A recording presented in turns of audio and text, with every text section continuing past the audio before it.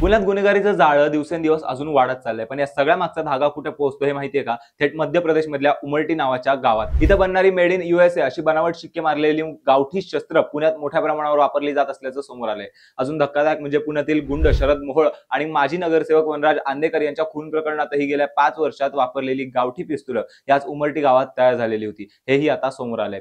हे racket मोडण्यासाठी Pune police आणि मध्य प्रदेश पोलिसांनी मिळून एक मोठी कारवाई केली. पुणे पोलिसांची ही कारवाई म्हणजे आतापर्यंत सगळ्यात मोठं ऑपरेशन.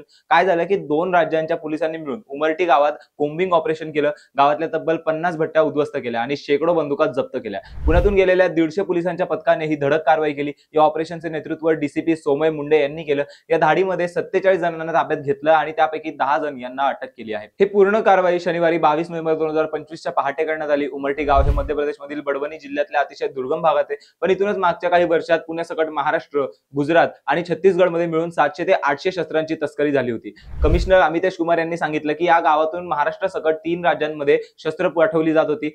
पण आता या पुरवठा साखळीतील सगळ्यांचा शोध सुरू आहे. जे कोणी या रॅकेटमध्ये असतील त्यांच्यावर गुन्हा दाखल करून त्यांना आरोपी करार देण्यात येईल.